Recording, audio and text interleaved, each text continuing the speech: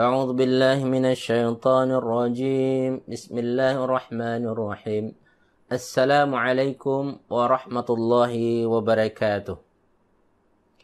الحمد لله رب العالمين، والصلاة والسلام على أشرف الأنبياء والمرسلين وعلى آله وصحبه ومن اقتدى بهدي إلى يوم الدين. اللهم يا فتاح، اللهم يا عليم، اللهم يا خبير، اللهم يا مبدئ، اللهم يا معيد، اللهم افتح علينا فتوح العارفين، وافتح علينا حكمتك، وانشر علينا من خزائن رحمتك يا أرحم الراحمين. اللهم ارحمنا بالقرآن واجعله لنا إماما ونورا وهدى ورحمة. اللهم ذكرنا منه ما نسينا، وعلمنا منه ما جهلنا، وارزقنا تلاوته آناء الليل وأطراف النهر، واجعله لنا حجة يا أرحم الراحمين. سبحان ربك رب العزة عما يصفون، وسلام على المرسلين، والحمد لله رب العالمين. Puji syukur kita kehadirat Allah Subhanahu wa taala atas pelbagai limpahan rahmat dan karunia pada kita semua. Alhamdulillah, pada pagi yang berbahagia ini, pada hari ke-26 bulan Ramadan tahun ini, kita masih lagi diberi kesempatan oleh Allah Subhanahu wa taala dan dipanjangkan umur untuk dapat menikmati nikmat Allah Subhanahu wa taala dan untuk dapat menambah amal kebaikan kita dan bertaubat daripada dosa-dosa kita. Saudara fillah yang dikasihi sekalian, tidak lupa juga kita sampaikan salawat dan salam kita untuk baginda Rasulullah sallallahu alaihi wasallam. Saudara fillah yang dikasihi sekalian, insya-Allah hari ini kita akan membaca. Semalam kita sempat membaca sampai ayat 65, maka hari ini saya akan ajak kita mengulang membacanya daripada 65 tersebut sampai ayat 67 daripada surah An-Nahl ini. Okey, kita akan baca ayat 65 sampai ayat 67. Dan perbincangan tadabbur kita nanti, kita akan sambung yang semalam, nanti insya-Allah. Baik, mari kita baca terlebih dahulu dan sila tuan pembaca masing-masing di rumah. A'udzu billahi minasyaitonir rajim.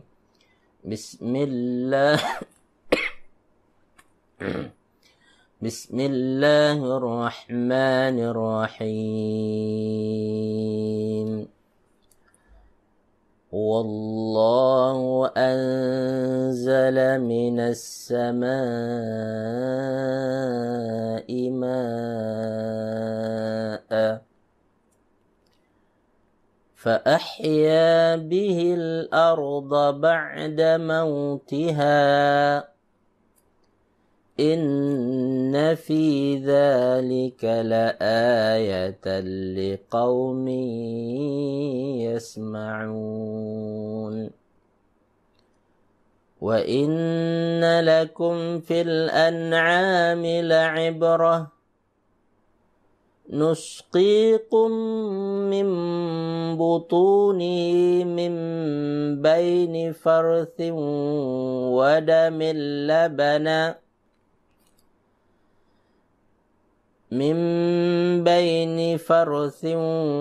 ودم لبنا خالصا سائغا للشاربين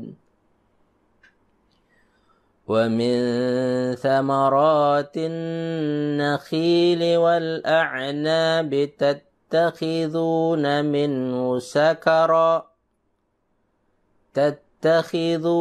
منه سكرا ورزقا حسنا إن في ذلك لآية لقوم يعقلون.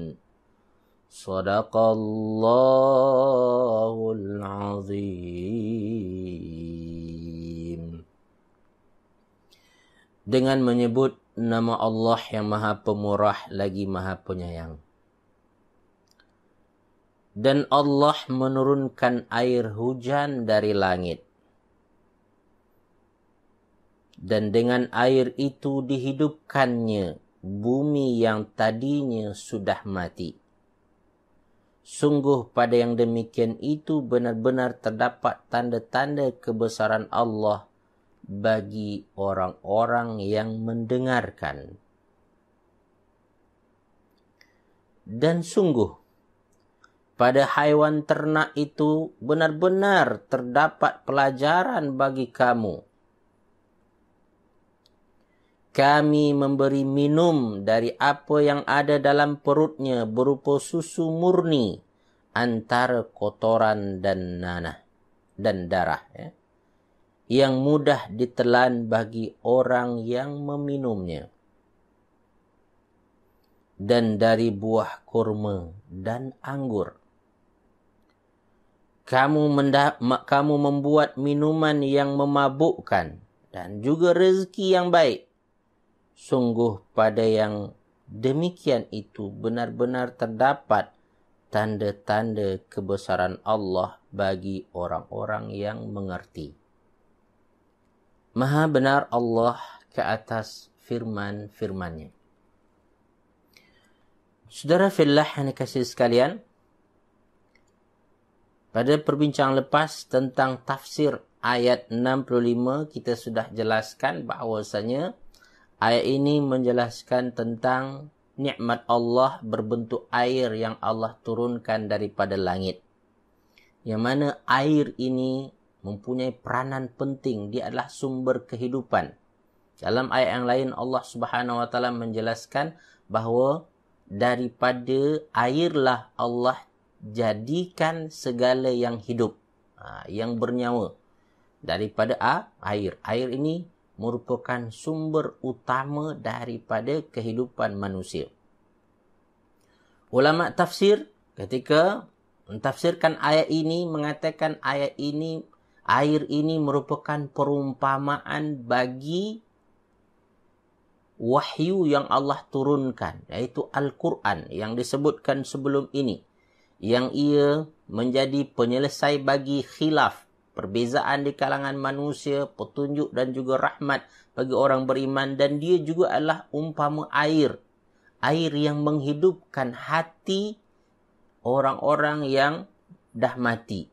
Apabila dibacakan Al-Quran, dia sudi mendengar Al-Quran, maka insya-Allah hati itu akan boleh hidup kembali. Arti kata, hati itu mudah untuk menerima kebaikan-kebaikan selepas itu.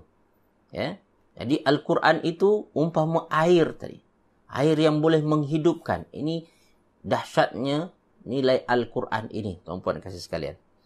Dan syarat untuk itu adalah mahu mendengar, menggunakan potensi pendengaran tu. Ya. Dalam arti kata mungkin untuk membaca tak boleh lagi, tapi mendengar boleh. InsyaAllah dengan mendengar itu ada manfaatnya, ada kesannya. Hati itu akan boleh berubah. Maka saudara fillah yang dikasihi sekalian, saya suka kalau naik kereta, lebih suka buka ayat-ayat Quran. Ya. Ataupun ceramah-ceramah agama yang anak-anak ada sekali. Sehingga apa? Dia mendengar ayat-ayat Quran tersebut. Mendengar ceramah-ceramah yang baik tersebut. Di rumah seperti itu juga. Kita sendiri baca Quran. Kita juga membaca kitab-kitab yang boleh bermanfaat mereka dengar. Itu akan menghidupkan hati. Menghidupkan hati yang mati. Yang mati pun boleh hidup. Tentu kalau sekiranya hati itu tidak sampai mati, hanya sakit. Kalau disiram selalu dengan, dia akan menjadi sembuh. Dia akan baik semula. Kalau memang hati itu baik, disiram lagi, tuan-puan, dia akan subur nanti. Maka perumpamaan hati yang selalu dibacakan Al-Quran itu seperti itu. Ya? Hati akan tumbuh. Yang mati boleh hidup, yang sakit boleh sembuh, dan yang sihat akan menjadi subur. Ya? Maka gunakanlah peluang menjadikan Al-Quran sebagai sumber kehidupan bagi kita. Sumber kebaikan, rahmat yang banyak. Siapa yang meninggalkan Al-Quran, kata Allah, wa man a'rada an dzikri fa inna lahu ma'isyatan dankan. Siapa yang meninggalkan Al-Quran, ya, maka dia akan hidup susah. Ya. Hidup akan sempit. Terus terang tuan-puan dikasihi sekalian, dari dulu sampai sekarang, saya selepas habis belajar, saya mengajar bahasa Arab dan juga tafsir Al-Quran. Saya memang tak nak berhenti daripada mengajar tafsir Quran. Ya. Yang lain saya boleh berhenti, tapi mengajar tafsir Quran, tadabbur ini, rasa sayang tinggalkan. Hati melekat dengan Quran ni. Dan saya merasakan bahawa saya rasa rahmat, ya Allah, besarnya ni Al-Quran ni. Maka saya berhazam dalam diri saya, dalam hati saya, ya Allah, saya ingin sampai ke mati berdampingan dengan Quran ini. Mudah-mudahan ia akan menjadi teman saya di dunia, teman saya di alam barzakh nanti, teman saya ketika bertemu Allah dan meniti siratal mustaqim. Saudara fillah yang dikasihi sekalian, maka jangan jauh daripada Quran. Kami di Apqaf ada tagline. Tagline kita kata adalah bersama Al-Quran sampai akhir hayat, hingga akhir hayat. Sebab kebetulan yang ramai datang program-program kami adalah orang-orang dewasa, veteran. Maka kami berazam untuk sentiasa bersama Al-Quran sampai akhir hayat. Apqaf saya dirikan tujuan untuk itu. Mudah-mudahan orang akan mendapat manfaat Al-Quran ini sampai akhir hayat. Orang dapat, saya pun dapat.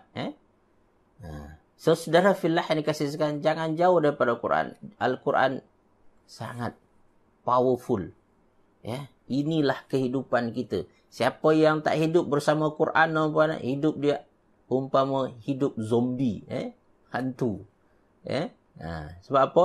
Dia mati sebenarnya. Hati yang tak berdamping dengan Quran adalah hati yang mati. Jadi dengan Al-Quran, hati kita akan hidup nanti. Baik, saudara fillah yang dikasihi sekalian, selanjutnya Allah Subhanahu wa taala kembali menegaskan tentang pentingnya kita mengambil iktibar dan pengajaran daripada haiwan-haiwan ternak.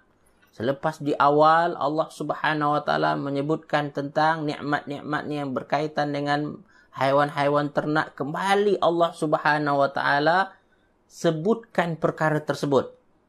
Sebagaimana saya sebutkan bahawasanya pada awal-awal dahulu, ada nikmat hissi, disebutkan nikmat hissi, tuan-puan. Kemudian disebutkan nikmat maknawi.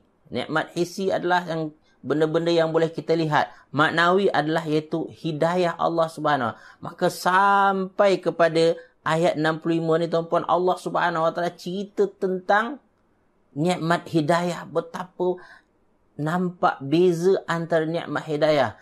Nikmat hidayah yang digunakan akan menjadikan manusia itu luar biasa, menjadi orang beriman dan bertakwa, mengambil pelajaran dari setiap apa yang berlaku, mengambil kesempatan untuk meningkatkan kualiti dirinya, upgrade dirinya di sisi Allah terhadap apa-apa yang berlaku.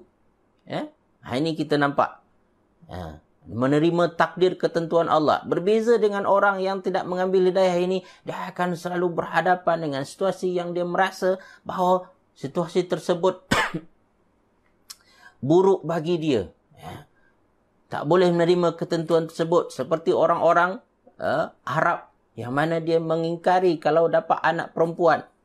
Ini tuan-tuan.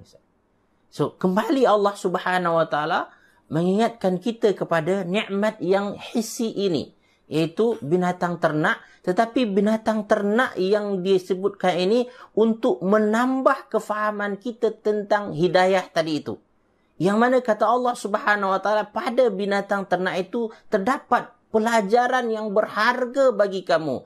Cuba kamu fahami, kamu hayati, kamu gali hikmah daripada binatang ternak. Maka di antara yang Allah Subhanahu wa taala tunjukkan kepada kita hikmah daripada binatang ternak adalah bahawa ia boleh kita jadikan sumber minuman, yang mana daripada binatang ternak ini keluar susu. Susu ini keluar, masalahnya wujudnya kata Allah Subhanahu wa taala, dia keluar di antara dua benda yang sebenarnya haram, iaitu darah dan kotoran. Dua yang haram. Tetapi keluar susu. Ini hebatnya tuan-puan dan saudara. InsyaAllah dalam sesi tadabbur saya akan detailkan ini. Apa pelajaran untuk kita dapatkan. Namun Allah Subhanahu Wa Taala membawa kita untuk kembali menghayati binatang ternak yang ada di sekeliling kita. Kenapa Allah Subhanahu Wa Taala sebut kembali binatang ternak? Sebab tuan-puan dan kasih sekalian, binatang ternak ini yang wujud di sekeliling orang-orang Arab dahulu. Mereka hidup berternak. Maka Allah tunjukkan balik. Cuba kamu ambil pelajaran. Cuba kamu lihat apa yang kamu dapatkan daripada binatang ternak. Terutama binatang ternak itu menghasilkan susu yang Masya Allah. Kata Allah Subhanahu Wa Taala, susu tersebut labanan khalisan. Susu yang suci, bersih. Kan? Walaupun dia keluar daripada dua yang tidak baik, yang kotor. Kan? Darah dan kotoran. Tetapi apa itu? Keluar khalisan, yang murni, sairan dan mudah diminum. Sebagaimana kita ketahui tuan-puan dan saudara, orang yang sakit tak boleh makan yang lain, dia bagi susu. Itu last choice, kan? Sebab itu mudah dihadam. Apalagi kalau susu fresh, Masya Allah. Maka Allah menjelaskan kepada kita nikmat Allah pada binatang ternak kembali, itu yang mana binatang ternak ini mengeluarkan susu yang bermanfaat untuk kita. InsyaAllah pada tadabbur kita akan detailkan. Selain itu Allah Subhanahu Wa Taala kembali mengajak kita menghayati nikmat Allah pada tumbuh-tumbuhan yang ada di sekeliling kita. Apa di antaranya disebutkan di sana? Buah-buah korma. Min thamaratin nakhil wal a'nab. Anggur. Kenapa disebutkan korma dan anggur? Sebab ini yang banyak tumbuh di sekeliling mereka pada waktu itu. Saya yakin kalau Nabi turun dekat Malaysia, tuan-puan, dekat Nusantara ni akan cerita kelapa nanti, tuan-puan. Ataupun buah durian. Boleh jadi. Tapi memandangkan pada waktu itu, Rasulullah SAW hidup di tanah Arab yang kebanyakannya ada korma dan anggur, maka Allah Subhanahu Wa Taala sebutkan nikmat ini. Apa kata Allah Subhanahu Wa Taala? Daripada ini kamu boleh menjadikan anggur dan korma itu minuman yang memabukkan. Dan juga boleh jadi rezeki. Dalam arti katalah kamu makan, ataupun kamu jual, dapat rezeki bagi kamu. Ini manfaatnya, kata Allah. Inna fi dzalika laayatan liqaumi yaqilun. Pada yang demikian itu terdapat juga tanda-tanda kebesaran Allah Subhanahu Wa Taala bagi kaum yang berfikir. Kalau ada orang berfikir, dia akan dapat pelajaran yang mana pelajaran itu semua akan membawa kepada tauhid yang kita bincang sebelum ini. Pelajaran yang betul, pelajaran yang sampai kepada sasarannya adalah pelajaran yang membawa kita kepada Khaliqul kulli syai'in. Itu pencipta segala sesuatu, Allah Subhanahu Wa Taala. Ada orang mengambil pelajaran daripada semua ini untuk menjadikan ilmu biologi, kan? Setakat ilmu saja. Tapi kalau boleh adalah ilmu yang membawa kita mengenal kepada Allah Subhanahu Wa Taala, pencipta langit dan bumi ini. Saudara fillah yang dikasihi sekalian. Jadi ini tafsiran kepada ayat-ayat kita ini, dan insya-Allah kita akan bincangkan pada sesi tadabbur, dan ini sebenarnya sangat menarik perbincangannya, tapi kita akan lanjutkan dulu perbincangan tadabbur kita yang lepas yang tak habis lagi. Saya berhutang dengan tuan-puan. Apa hutang saya? Siapa ingat lagi? Boleh tuntut sekarang. Apa dia hutang saya? Hutang saya apa dia? Bahawasanya pada semalam kita bincangkan bahawasanya punca kebanyakan masalah manusia daripada terpedaya oleh syaitan. Maka Allah Subhanahu Wa Taala mengingatkan kewujudan syaitan ini, dan dia wujud tapi kita tak nampak. Ini yang masalah. Ujian paling besar bagi kita menghadap syaitan ini adalah dia ada tapi kita tak nampak. Seperti mana sekarang ni kita diuji dengan hal yang sama. Dia wujud tapi kita tak nampak. Apa dia tu? COVID-19 ni. Sebenarnya Allah Subhanahu Wa Taala nak ajar kita, tuan-puan dan puan, bahawasanya syaitan yang wujud tu macam COVID-19 yang kau perang sekarang ni. Kita sebenarnya perlu berperang lawan syaitan. Ini yang paling utama perang kita. Ya.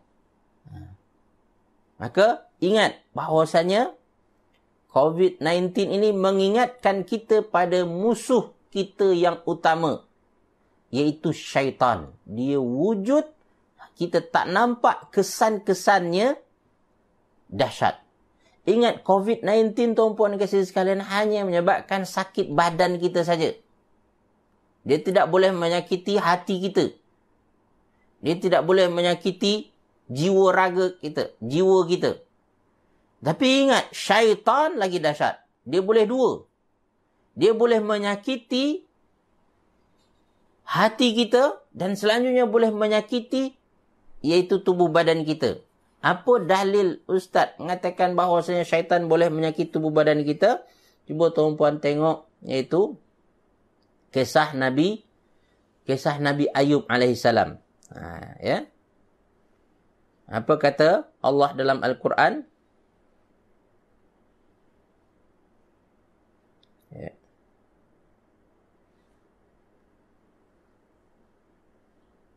Dalam surah Al-Anbiya, tuan-puan. Cuba tuan-puan tengok. Ya, sebelum surah Al-Anbiya, dia ada dalam surah Sad. Okey. Surah Sad. Cuba tengok tuan-puan surah Sad. Ayat 41 halaman 455. Ya.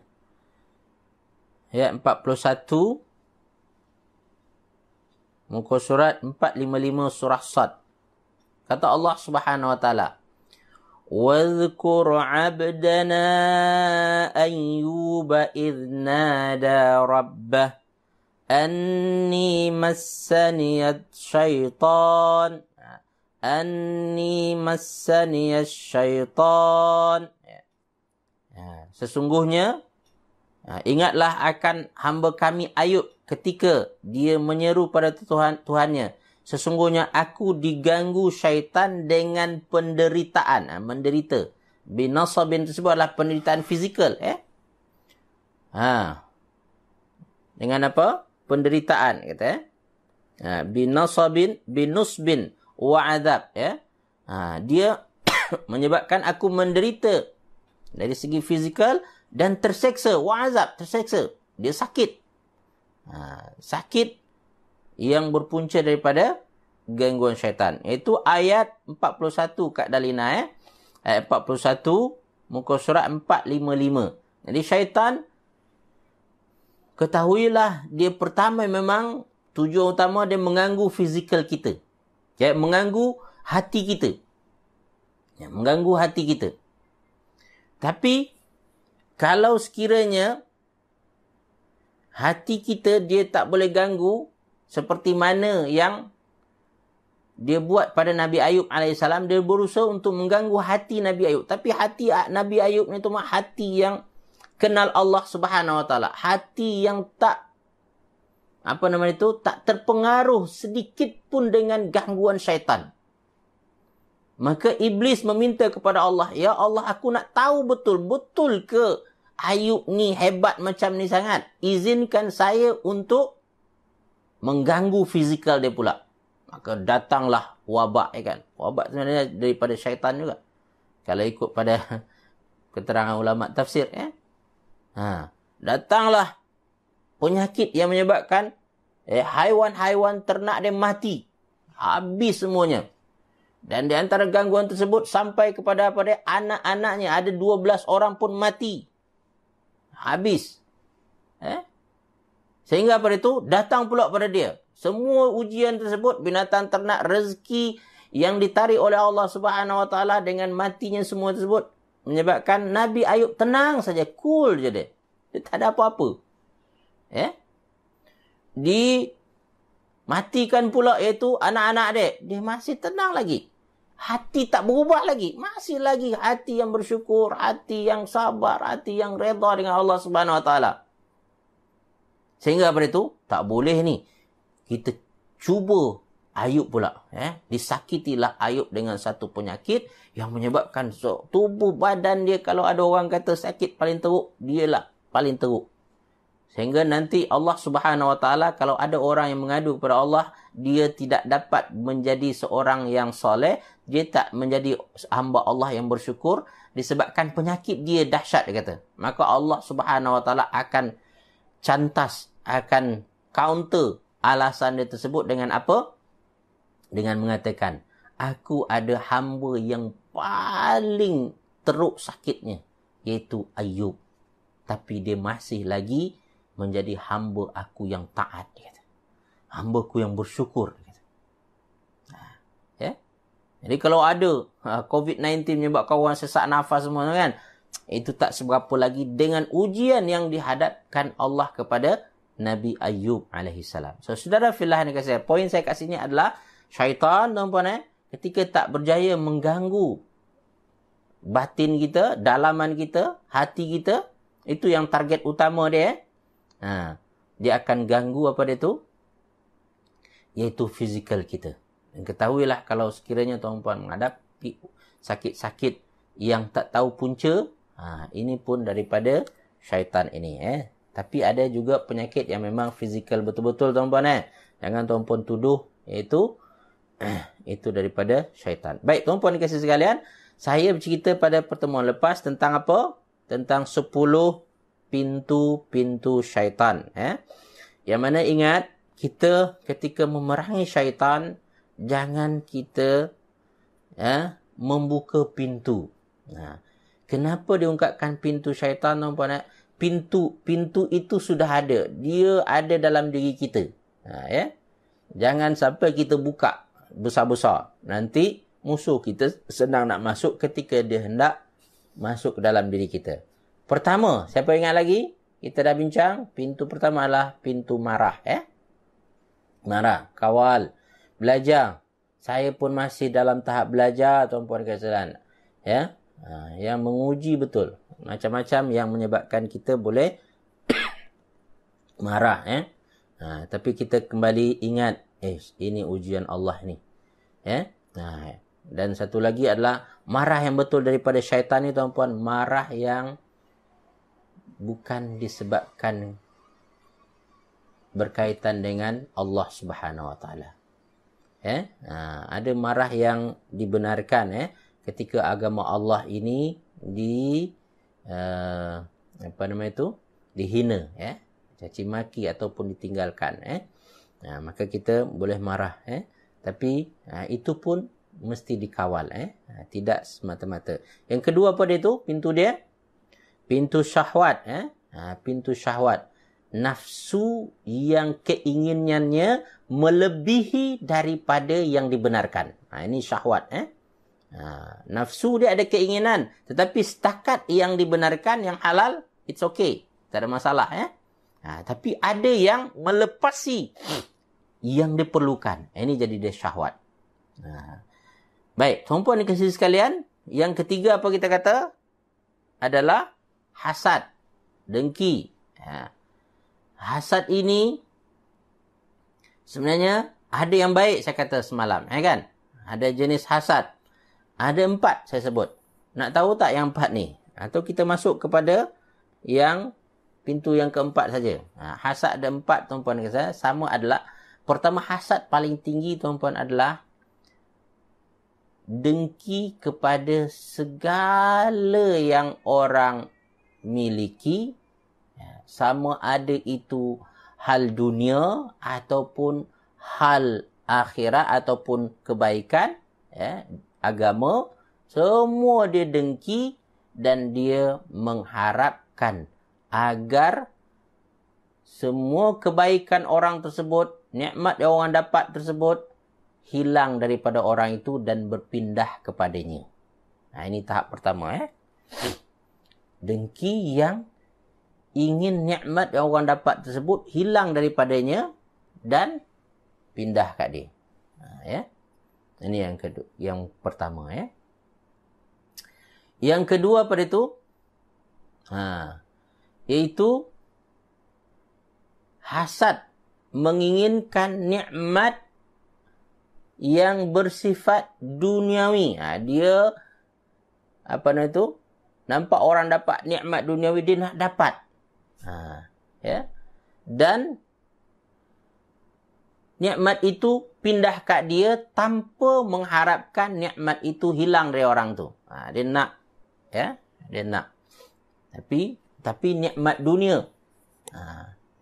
Dan ini pun tercela seperti yang pertama tadi. Yang ketiga tuan-puan, iaitu kita cemburu ataupun dengki cemburu dengan nikmat akhirat. Orang tu boleh pandai mengaji. Orang itu rajin solat, ya kan? Dan kita ingin nikmat itu sama kita, dalam masa yang sama kita tak nak orang tu buat lagi dah. Hilang nikmat itu daripada orang tu. Maka ini tidak dibenarkan juga. Ya. So yang benar macam mana dengki yang dibenarkan? Iaitu kita cemburu dengan nikmat akhirat orang. Dengan nikmat dunia kita tak cemburu. Tapi dengan nikmat akhirat kita cemburu. Kita cemburu dengan orang tu pandai mengaji. Kita cemburu dengan orang itu alim. Kan? Kita cemburu dengan orang itu rajin berinfak di jalan Allah Subhanahu Wa Taala. Dan kita ingin melakukannya juga. Kita membuatnya juga. Sampai kepada darjat yang dia dapatkan tersebut. Tapi tidak menginginkannya hilang daripada orang tu. Biarlah ada orang tu, dia memang pandai, terus dia pandai. Ya kan? Kalau dia ustaz-ustaz, ya kan? Kita nampak dia famous, ya kan? Alhamdulillah. Tapi kita ingin juga memberikan manfaat yang ramai juga. Sehingga orang dapat kebaikan juga. Boleh. Ya? Dan dengan syarat tadi apa dia? Kita tidak menginginkan kebaikan yang orang dapat tersebut hilang daripadanya. Kita cuba ulang balik. Recap balik. 4 hasad. Yang keempat ni kata ulama, dia bukan hasad betul sebenarnya. Nama dia ghibtah. Ghibtah nama dia. Okey, kita ulang balik. Satu adalah cemburu terhadap apapun nikmat yang orang dapat, dunia ke, akhirat ke, dan ingin nikmat orang itu hilang dan berpindah kepadanya. Ini paling teruk. Yang kedua apa tadi? Cemburu kepada hal dunia. Hal akhirat dia tak cemburu. Hal akhirat dia tak cemburu. Hal dunia dia cemburu. Dan dalam masa yang sama, ingin agar hal dunia orang tersebut hilang daripada orang tu dan dia dapat. Yang ketiga tadi apa? Cemburu hal akhirat. Cemburu hal akhirat, tetapi dia menginginkan juga hal akhirat orang tersebut, nikmat akhirat orang itu hilang daripadanya. Dan yang terakhir daripada itu, kita cemburu hal akhirat, dunia kita tak cemburu, tapi kita tidak mengharapkan nikmat orang itu hilang daripadanya. Kita justru bangga. Ada kawan-kawan kita pandai. Ada orang-orang lebih hebat daripada kita. Alhamdulillah. Bersyukur. Saya secara peribadi seperti itu, tuan-puan dan sekalian. Ada orang yang lebih pandai, ada orang lebih masyhur, ada orang yang amalnya lebih baik. Bersyukur. Alhamdulillah. Umpama sekarang ni kan, glamour Ustaz Abid Liu, kan? Alhamdulillah, kita bersyukur. Apa sebab kita bersyukur? Dia boleh buat apa yang kita tak buat. Alhamdulillah. Kalau dia tak buat, siapa lagi nak buat, kan? Syukur pada Allah Subhanahu Wa Taala. Kita kena baik sangka. Baik, tuan-puan dan kasih sekalian. Itu tentang hasad. Apakah pintu syaitan yang selanjutnya? Pintu syaitan yang selanjutnya adalah iaitu tamak. Tamak, Tamak dalam arti kata, tuan-puan, tidak merasa puas dengan ada, lalu kita nak lagi, padahal sebenarnya segala yang kita dah ada ni dah cukup sebenarnya. Tamak ini menyebabkan kita lupa halal haram jadinya. Tamak ini menyebabkan kita tak kisah adakah ini akan memudaratkan orang ataupun tidak. Ini bahaya tamak. Maka syaitan sangat suka melihat orang tamak ini. Dia akan berusaha untuk menjadikan orang ini terus tamak-tamak sehingga mati dia masih lagi dengan ketamakan ini. Sehingga Allah Subhanahu wa taala menurunkan satu surah nama dia Alhaakumut Takatsur hatta zurtumul maqabir. Ya. Itu sifat suka untuk mengumpul-ngumpul ini, berbanyak-banyak ini, takatsur, ya. Berlumba-lumba untuk banyak. Ya. Telah melupakan kamu, telah melalaikan kamu hatta zurtumul maqabir. Sehingga kamu masuk kubur. Ya. Dan ketika masuk kubur, tuan-tuan dan kasih sekalian, apa yang dapat? Akhirnya sama je. Segala yang dia kumpul tersebut akan tinggal. Akan dibolot oleh anak-anak, keluarganya, pasangannya. Ya kan? Maka ada satu perkara, satu artikel saya baca, kata silap tuan-tuan, seorang jutawan Itali, ya, yang kaya raya, yang selama hidup dia di dunia ini, apa yang dia nak dia dapat. Dan baru-baru ni dia kena COVID-19. Ya. Sehingga pada itu susah bernafas. Ya. Dan ketika susah bernafas tu dia kata, sekarang saya rasa tak ada yang dapat saya buat lagi dah. Harta saya tidak boleh menolong saya untuk menikmati nafas ni, dia kata. Dan akhirnya dia mati, tuan-puan dan saudara. Dan harta dia tinggalkan. Ya? Nah, orang Islam di sini bukan bermakna tak boleh cari harta, tuan-puan. Tapi jangan sampai tamak. Tamak yang melupakan batasan-batasan. Ya? Dan syaitan sangat suka memanfaatkan orang-orang yang tamak ini. So, saudara fillah yang dikasihi sekalian, hati-hati. Jangan sampai tamak. Kita dalam Islam ada satu istilah yang bagus, tuan-puan, untuk menunjukkan, iaitu keinginan yang positif ni. Nama dia tumuh. Ingat dalam bahasa Arab, tuan-puan, ada tamak dengan ain, ada satu lagi dia tumuh nama dia.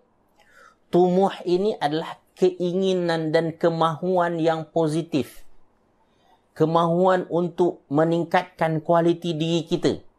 Kalau kita miskin, kita ingin jadi kaya supaya kita boleh bermanfaat pada orang lain, kita boleh menyenangkan mak ayah kita, menyenangkan anak-anak keluarga kita, itu nama dia tumuh nama dia. Kalau kita bodoh, tuan-puan, kita nak pandai, kita nak boleh dengan pandai ini kita keluar daripada kebodohan tersebut, boleh bantu orang, boleh mengajar orang, boleh. Ini nama dia tumuh nama dia. Ini masmuh, ini dibenarkan, ini dibolehkan. Jangan nanti tuan-puan tidak ada keinginan langsung, takut digelar dengan tamak. Ingat bezakan itu. Satu tumuh, satu tamak. Tumuh ini kita menginginkan benda-benda yang hebat juga. Ya, menginginkan kekayaan, inginkan kepandaian, inginkan iaitu ramai orang yang ini. Tetapi tuan-puan dikasih sekalian, inginkan pangkat jawatan, ya. Boleh. Tetapi apa dia? Dengan niat yang ikhlas untuk memberi manfaat. Di antara manusia yang terkenal dengan tumuh yang hebat ini, tuan-puan, adalah Umar bin Abdul Aziz. Siapa kenal Umar bin Abdul Aziz? Kenal semua kan? Salah seorang khalifah Bani Umayyah yang masyhur. Sehingga ulama mengatakan dia adalah khalifah Rasulullah yang kelima selepas Ali bin Abi Talib. Ya. So, itu Umar bin Abdul Aziz ini, tuan-puan dan puan, dia sebenarnya bukanlah susur galur ataupun silsilah yang melayakkannya menjadi khalifah. Sebab pada zaman Bani Umayyah masa itu sudah tidak mengikut lagi pemilihan berdasarkan zaman khalifah Nabi-Nabi, ya, iaitu khalifah yang Rasyidin, ya kan? Tapi tuan-puan dikasih sekalian, dia mempunyai tumuh. Tumuh itu diminta pada Allah, ya Allah, ya, Ketika itu dia orang biasa, tuan-puan, ya Allah, bagilah aku jawatan untuk dapat menjadi gubernur di Madinah. Kata. Dia nak minta, ya Allah, ya Allah, kalau boleh engkau bagilah aku jadi gubernur di Madinah. Sebab dengan itu, ya Allah, aku berdampingan dengan Rasulullah SAW, berdampingan dengan ulama-ulama yang ada di sana. Aku boleh mengambil manfaat dan membantu mereka untuk menyampaikan ilmu lebih hebat lagi, ya Allah. Memudahkan umat Islam untuk beribadah kepadamu, ya Allah. Ini dia. Dan tuan-puan kita, Allah makbulkan. Allah, dia dapatlah jadi gubernur di Madinah, tuan-puan. Dan setelah tuan-puan dapat jadi gubernur, dia berhenti berdoa tak? Ya Allah, kalau boleh, ya Allah, engkau jadilah aku pemimpin orang-orang Islam, dia kata. Pemimpin orang Islam pada waktu itu apa maknanya? Dia khalifah lah. Dan dia memang bukan daripada silsilah keturunan yang boleh jadi khalifah, tuan-puan. Tapi karena tumuh dia tadi itu, keinginan yang benar dan ikhlas tadi, maka Allah jadikan dia khalifah. Kebetulan khalifah yang meninggal pada waktu itu anak dia masih kecil lagi. Dan khalifah ini berwasiat, kalau aku mati, bagi si Umar dulu untuk jadi khalifah. Lepas tu barulah bagi ke orang lain. Kata. Ini tumuh, tuan-tuan. Ingat ada tamak, ada tumuh. Syaitan suka yang tamak. Malaikat suka pada yang tumuh ini. Malaikat bantu, malaikat tolong. Jadi, kita mestilah ada tumuh, bukan tamak. Tamak menjadi pintu syaitan masuk menguasai kita. Tumuh menyebabkan pertolongan Allah datang pada kita. Ingin macam-macam. Jangan tak ada keinginan langsung. Maka di antara keinginan saya rasa, tuan-tuan, iaitu saya nak bangun tahfiz. Baru ada satu tanah yang saya buat. Allah bagi mudah, tuan-tuan. Ada hamba Allah yang terbuka hati nak jual tanah dia. Jadi, jangan sampai kita tak ada keinginan. Salah. Orang mukmin, kita cerita ni mukmin produktif ni. Mukmin produktif, tuan-tuan, dia banyak keinginan dia, banyak kemahuan dia. Tapi pada hal apa? Pada hal benda yang bermanfaat untuk akhirat dia. Aku nak ini, aku nak itu. Kan? Apa salahnya? Boleh.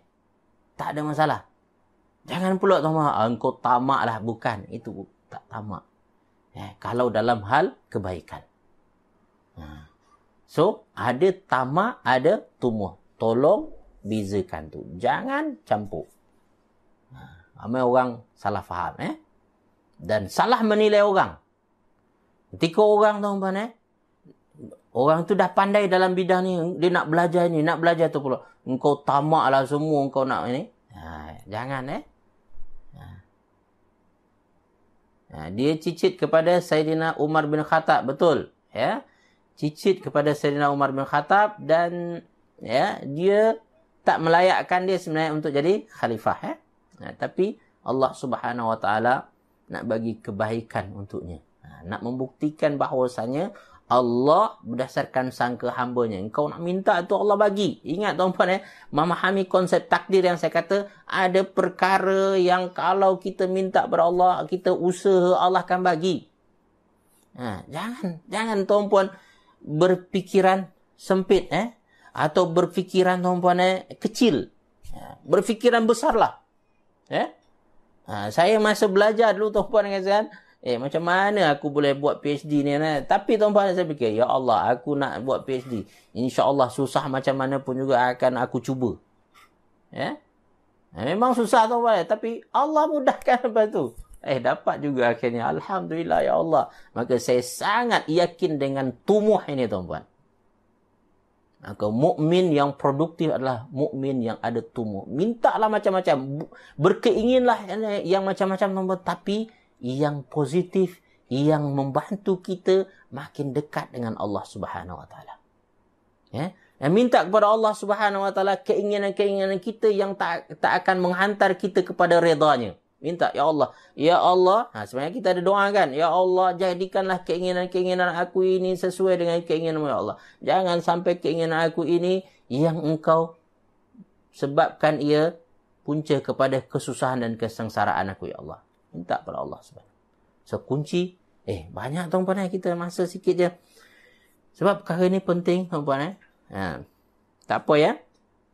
Kemudian, tuan-puan, di antara pintu syaitan selanjutnya adalah iaitu kenyang. Nanti kita makan lebih. Ya. Apabila seorang terlalu makan berlebih, biasanya akan menjadi asbab untuk syaitan. Untuk apa? Untuk melemahkan semangatnya. Semestinya tuan-puan kita makan lebih banyak. Lepas tu kita bertenaga lah kan. Konon kan. Aku nak makan lebih sikit. Nanti bolehlah dapat tahajud. Ternyata tuan-puan lepas makan tersadai tuan-puan. Tak bangun-bangun. Bangun-bangun orang dah nak subuh dah. Kan? Nasib baik sempat sahur tuan-puan.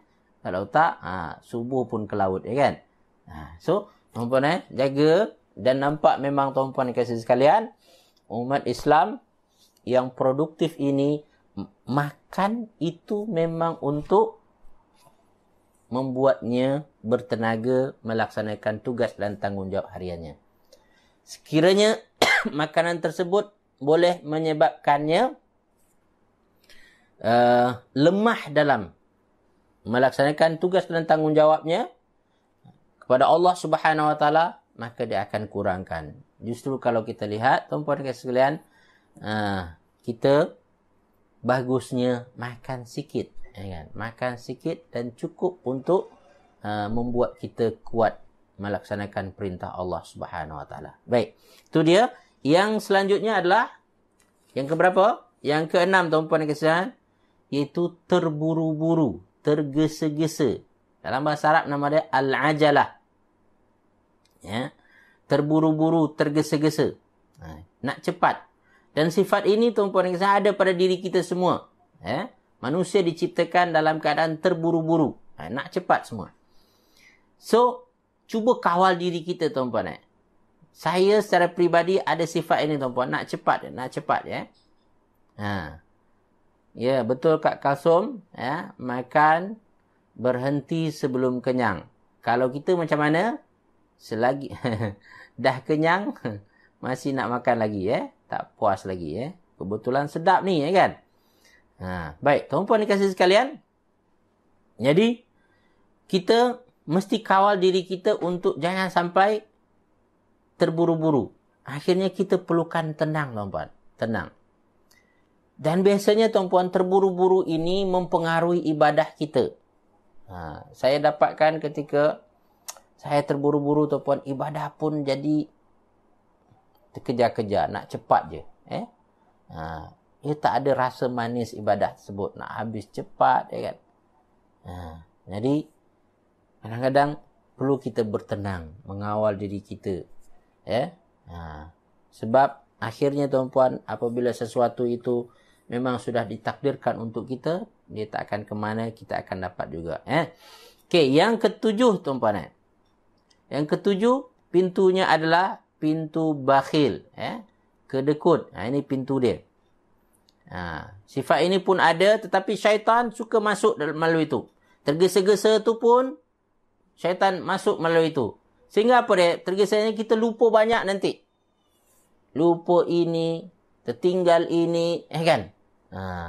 Dan juga adalah bakhil. Dia pintu yang ketujuh ni, pintu bakhil, pintu kedekut, yang mana menyebabkan kita malas untuk memberi sesuatu yang bermanfaat daripada kita kepada orang lain.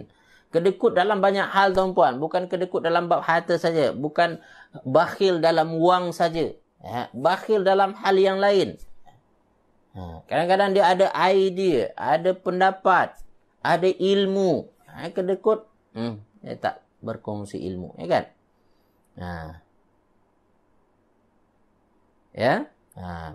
Baik, tuan-puan dikasih sekalian.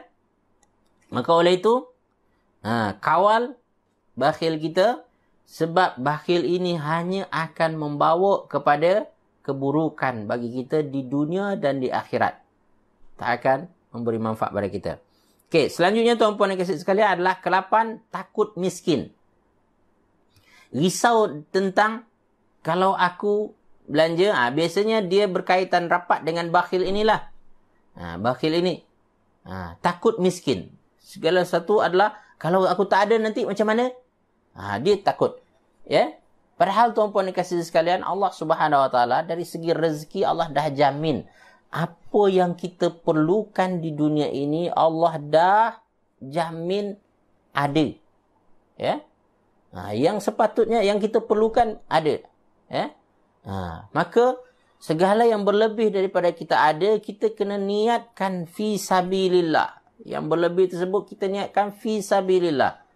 Jadikan dia asbab kita untuk mendapatkan redha Allah Subhanahu Wa Taala. Maka belanjakanlah dengan baik-baik. Maka Rasulullah mengingatkan, sedekah yang terbaik itu bila tuan-puan? Sedekah yang terbaik itu pada 4. Satu tuan-puan, anta sahihun, masa sihat. Sedekah masa sihat. Jangan dah sakit baru kita nak bersedekah. Jangan dah sakit barulah kita nak menyumbang, ya kan? Boleh, tapi ia bukan terbaik. Dia baik boleh pada waktu itu, tapi bukan terbaik. Kalau boleh masa kita sihat ini, masa inilah kita gunakan apa yang kita ada. Masa kita kaya inilah, ya kan? Ada lebih inilah masa kita nak berbagi. Dah tak ada nanti, barulah kita nak fikir, apa aku nak bagi nanti, ya? Selagi ada, selagi inilah. So, yang kedua tuan-puan dikasihi sekalian adalah anta sahihun syahihun. Kata hadis tersebut. Masa itu kamu rasa kedekut. Kamu rasa kedekut, rasa bakhil masa nak bagi tersebut. Berat bagi kita nak bagi. Saya selalu gambarkan, seolah-olah poket kita ini, ya, ada 10 jahitan. Nak buka tersebut, satu ada lagi. Satu ada lagi. Tak keluar-keluar tuan-puan. Buka apa nama itu? Buka dompet tuan-puan, seolah-olah ada 10 zip dia. Buka satu tuan. Dah lari orang, atau dah pergi dah orang minta tersebut, orang yang memerlukan tersebut, baru terbuka. Ada duit kiranya dia. Tapi orang tu dah pergi dah. Lalu peluang kita terlepas. Itu adalah peluang yang baik untuk kita membantu. Allah bagi pada kita. Yang ketiga, takhaful faqar, kata Rasulullah. Masa kamu nak memberi tersebut, nak bersedekah tersebut, kamu sangat takutkan miskin. Sebab mungkin tuan-puan, itu yang kita ada lagi cuma. Atau hanya beberapa saja yang kita ada. Kalau aku bagi nanti ni apa yang aku akan makan? Kadang-kadang tuan-puan, kita untuk diri kita ada, kita dok fikir pula, anak cucu aku apa nak makan nanti? Ya? Ini yang menyebabkan kita takut untuk bersedekah. Justru pada masa itu, kata Rasulullah SAW, kamu bersedekah. Dan yang keempat, kata Rasulullah SAW adalah qablal maut. Sebelum meninggal. Arti kata, ada orang sedekah tuan-puan dikasihi sekalian, dan dia kata kalau mak mati nanti dia berwasiat, sedekahkan tanah mak tu ya. Dah mati. Kalau dah mati nanti sedekahkan tanah mak tu ya, wakafkan ya. Tuan-tuan puan-puan dikasihi sekalian, saya nak tanya, anak kadang-kadang buat tak? Ataupun tak buat? Atau banyak tak buat tuan-puan? Banyakkan saya dengar tuan-puan dikasihi sekalian, wasiat mak ayah ramai yang tak laksanakan. Dah jelas kadang-kadang. Apalagi berkaitan dengan benda yang besar. Tanah sekarang ni mahal, kan? Macam tanah saya beli tuan-puan, mahal gila. Tapi saya tahu ini adalah pelaburan akhirat. Kita apa pun juga yakin. Apa lagi nak kumpul? Maka saya cakap kepada orang rumah saya, ini untuk akhirat kita ni. Kita nak buat sekolah yang akan mati saya nanti, dia akan bersambung. Pahala akan mengalir terus. Jangan takut. Selagi hidup ni lah, selagi kita kuat ni lah, kita nak buat. Nanti dah tua apa lagi? Jadi, mukmin produktif tuan-puan, dia berfikir seperti itu. Selagi aku boleh buat ni lah, saya akan lakukan. Tuan-tuan pemerintah, ya Allah, pukul 9 lebih dah tuan-tuan. 9.30 lebih dah. Saya habiskanlah. Yang selanjutnya tuan-puan kasih sekalian, iaitu pintu syaitan lagi adalah taksub ataupun fanatik. fanatik. Saya mengajar dan selalu saya ingatkan murid saya, tuan-puan kita yang baik tuan-puan ambil, yang buruk tinggalkan. Yang buruk tersebut tuan-puan tanam, kan? Saya selalu ingatkan di awal kuliah tuan-puan. Dan tuan-puan kasih sekalian, jangan tuan-puan fanatik pada saya. Saya hanyalah manusia biasa, banyak kelemahan dan kekurangan, ya. Yang baik tuan-puan ambil, yang tak baik tinggalkan. Oleh itu, biasanya orang fanatik pada sesuatu yang menyebabkan dia, syaitan masuk, kan? Syaitan masuk lalulah menghasut dia untuk buat bertindak. Maka berlakunya penyimpangan akidah pada zaman dahulu, sebelum Nabi Nuh alaihissalam, berpunca daripada tu. Fanatik kepada orang-orang soleh. Yang disebutkan bahawasanya berhala-berhala yang ada pada zaman Nabi Nuh tersebut, itu adalah orang-orang saleh dahulu yang diagung-agungkan, yang dibesar-besarkan, dikultuskan, sehingga dibuat untuk mereka itu patung peringatan. Asalnya untuk peringatan, memorial, kan? Tapi kemudian dia menjadi apa? Menjadi sembahan-sembahan. Maka dalam Islam buat patung haram. So, saudara fillah yang dikasih sekalian, jangan ta'asub. Ambil yang baik. Pasti orang selagi manusia, tuan-puan, mesti ada kelemahan dan kekurangannya. Ambil yang baik je. Kemudian tuan-puan yang dikasih yang terakhir adalah, iaitu pintu syaitan adalah bersangka buruk. Sangkaan. Bersangka-sangka. Zon nama dia. Maka justru saya di sini mengingatkan tuan-puan, untuk tuan-puan selamat daripada tipu daya syaitan, tuan-puan daripada yang akhir ni tuan-puan kawal. Iaitu tuan-puan kawal sangkaan tuan-puan. Iaitu fikiran tuan-puan. Fikiran yang datang kepada kita dalam bentuk berbagai macam lintasan tuan-puan. Berbagai macam lintasan. Maka lintasan itu ada dua, kata Nabi. Lintasan daripada syaitan, lintasan daripada malaikat. Macam mana kita nak tahu? Lintasan daripada syaitan mesti mengajak kita kepada yang buruk. Lintasan malaikat adalah mengajak kita pada yang baik. Maka oleh itu, masa kita ada terfikir oleh kita positif tuan-puan, ini malaikat. Ini bagus, ya Allah. Mudahkan aku untuk melaksanakannya, ya Allah. Dan tuan-puan kasih sekalian yang buruk, maka tuan-puan cepat-cepat, ya Allah, minta ampun kepada Allah, minta perlindungan kepada Allah Subhanahu wa taala, supaya ya Allah hapuskan fikiran ini, ya Allah. Jadi oleh itu tuan-puan kasih sekalian, potong dulu sangkaan ini. Kalau boleh tuan-puan sangka baik dengan orang. Sangka baik dengan orang-orang. Sangka buruk ini menyebabkan kita tersekat nanti. Nak jumpa orang kadang-kadang, tuan-puan dan sayang, kadang kita dah sangka buruk, tuan-puan, maka takutlah dia macam ni nanti tak jadi.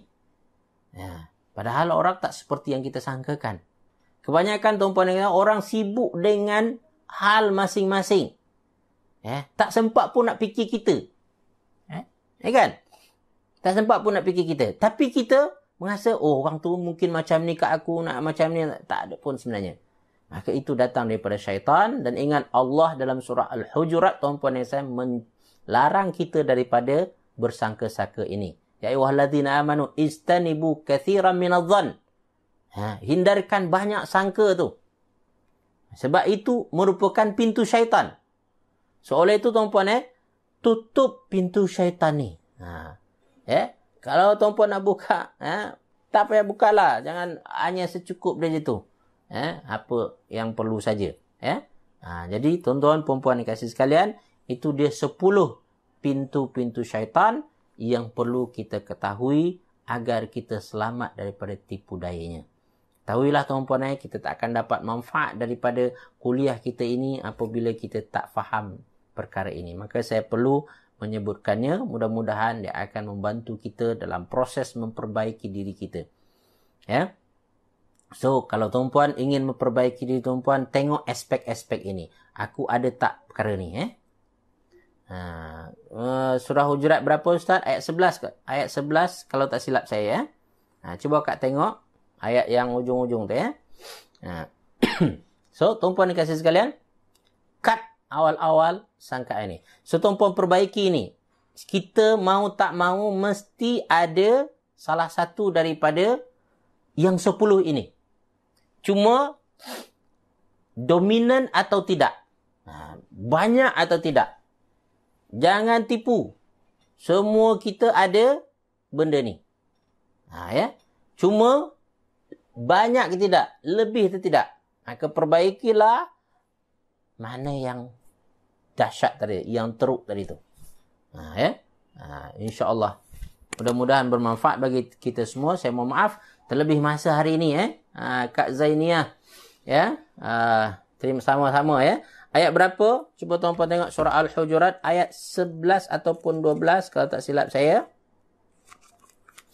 Saya akan tolong tuan-tuan. Ya, ayat 12 tuan-tuan.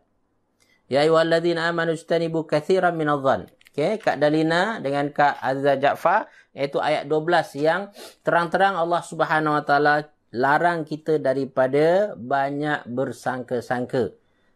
Ya. Yang perlu kita buat adalah sangka baik. Sangka baik. Kalau tuan-puan fikir negatif tuan-puan, cuba delete. Tukar menjadi sangka baik tuan-puan. Ya Allah, mudah-mudahan dia macam ni. Dia orang baik sebenarnya. Ya. Okey. Baik. So, ayat 12. Dan tuan-puan kasih sekalian, saya mohon maaf masa terlebih hari ini. Yang baik dan benar daripada Allah Subhanahu Wa Taala. Yang salah silap daripada diri saya sendiri, kepada Allah saya mohon ampunannya. Pada kita semua saya mohon kemaafan. Betul Ustaz, setiap hari kena kawal pintu. Yes. Di antara tuan-puan perlu lakukan adalah mengawal pintu-pintu ini supaya jangan dia terbuka. Sebagaimana tingkap rumah tuan-puan dikasih sekalian, perlu tuan-puan cek hari-hari kan? Sebelum tidur tuan-puan cek. Kan? Pintu tingkap ini terbuka ke? Seperti itu juga tuan-puan perkara yang 10 ini kita cek. Terima Kak Kalsum, alhamdulillah satu perkongsian sangat bermakna pada sama-sama insya-Allah. Jazak wa iyaki Kak Kalsum Anti Khatijah Mukhtar, terima kasih. Dan saya juga mengucapkan jutaan terima kasih bagi tuan-tuan perempuan yang memberikan sumbangan kepada saya. Dan alhamdulillah saya terima, dan tuan-puan dan kasih sekalian, insya-Allah semua itu saya akan gunakan sebaik-baiknya di jalan Allah Subhanahu Wa Taala. Ya, Kak Elia ada rasa husnuzan selalu. Ya, betul. Betul Kak Banyakkan husnuzan. Insya-Allah kita akan lebih tenang hidup daripada suuzan, buruk sangka. Ya, Kak Roslin selalu bersangka baik. Betul Kak. Tak rugi tuan-puan bersangka baik. Kadang-kadang tuan-puan kata, secara zahirnya pada awalnya, sangka baik kita itu kita kena tipu tuan-puan. Buruk bagi kita. Tidak ada tuan-puan. Tengoklah kalau tuan-puan sabar, tuan-puan akan dapatkan bahawasanya orang tipu tuan-puan itu pun baik sebenarnya. Kak Jasmine, bermanfaat. Kena berhati-hati pintu-pintu syaitan sebut. Ya betul. Kena alert. Sentiasa. Ya betul. Kak Sharifah, terima kasih sama-sama Kak ya. Alhamdulillah. Sama-sama Kak Roslin, Kak Roaya, Kak Selamah. Jumpa lagi besok insya-Allah pada hari yang ke-27. Kita akan membincangkan lebih lanjut. Nampaknya kita akan betul-betul hanya berhenti mungkin sampai An-Nahl, perbincangan iaitu lebah itu. Kita akan detailkan sedikit nanti. Allah takdirkan kita dapat separuh mungkin. Ya. Anti Maimunah Abdul Rahman sama-sama Kak Tasmiati wa iyyakum jami'an. Sama-sama semoga Allah Subhanahu Wa Taala merahmati dan memberkati kita semua insya-Allah. Baik, tuan-puan kasihan, Kak Nakiah Laude, ya insya-Allah nanti saya akan PM secara khusus nanti. Kak Rubiah, kerana tanpa sedari pintu-pintu syaitan ini ada dalam diri kita. Ya betul tuan-puan, ada. Semua kita ada pintu ni. Kawal pintu ni. Cek. Jangan sampai dia terbuka besar, terbuka luas. Ya, kakak saya Kak Dania dengan Kak Intan, alhamdulillah best ceramah pagi ni, alhamdulillah. Kak Zainiah, okay, someone please message for account number. InsyaAllah Kak ya.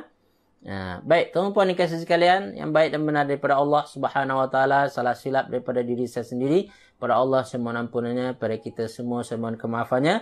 Tutup dengan tasbih kafarah dan surat al-asri. Subhanakallahumma bihamdik, asyhadu an la ilaha anta astaghfiruka wa atubu ilaik. A'udzu billahi minasyaitonir rajim. Bismillahirrahmanirrahim. Wal 'asr innal insana lafi khusr illa alladhina amanu wa 'amilus solihati wa tawassaw bil haqq wa tawassaw bis sabr. Assalamualaikum warahmatullahi wabarakatuh.